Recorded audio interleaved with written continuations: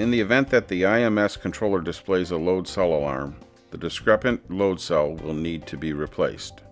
Additions will be stopped while replacing a load cell. Power down. Tampering with load cells will result in alarms that will stop additions.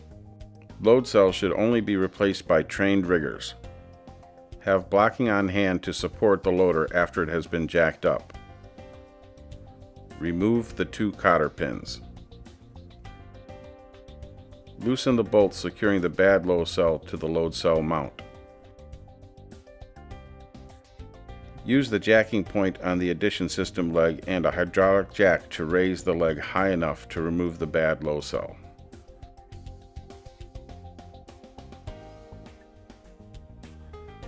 Once the leg is lifted, use a block to secure the leg in the event of jack failure.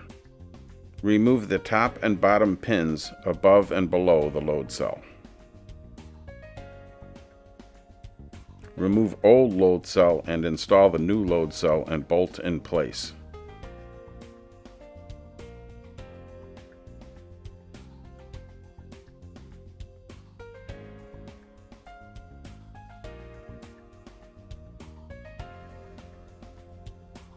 Verify that the load cell is not binding in the mount.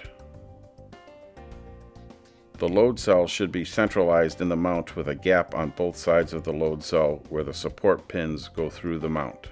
The arrow on the end of the load cell should be pointing down. Gently lower the addition system leg. Do not slam the leg down on the new load cell. This kind of shock can cause damage.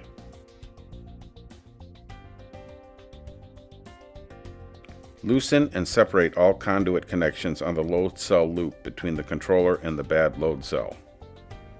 Pulling wire cables without breaking these connections is impossible.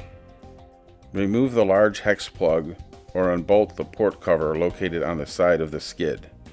The load cell cables run through the skid legs. Load cell wire cables will be accessed and pulled via the port. Verify you are handling the correct load cell wire connections and then disconnect load cell wires from the terminal strip inside the controller.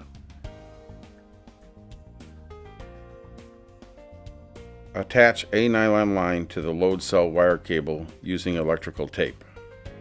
If more than one load cell is being replaced, stagger the nylon line attachment points for the load cell wires to avoid creating a wad of tape and wire cable too wide to pull through the conduit. Tie off the other end of the nylon line coming out of the controller enclosure so that the end will not be pulled into the conduit. Use electrical soap to lubricate the wire cable for easier pulling. Pull the wire cable out of the open port on the load cell skid. The other end of the nylon line should still be run through and out of the controller enclosure and tied off. Cut the nylon line to release the load cell cable and tie off the line for later use. Tie a new nylon line to the wire cable and pull through the load cell skid and load cell conduit. Cut the nylon line to release the load cell wires. At this point, there should be nylon line strung from the controller enclosure to the open port on the load cell skid, and from the open port to the conduit that attaches to the load cell. Attach the nylon line exiting from the load cell conduit to the new load cell wire cable and pull through to the open load cell skid port. Cut the nylon line. Attach the load cell wire cable to the nylon line that leads to the controller enclosure. Pull the cable through. Connect the wires to the appropriate terminations on the terminal strip. The indicated weight may shift with the installation of the good load cell, but recalibration of the loop should not be required. If in doubt, place a known weight on the loader and check the controller weight indication. If it increased by the correct amount, the calibration is good.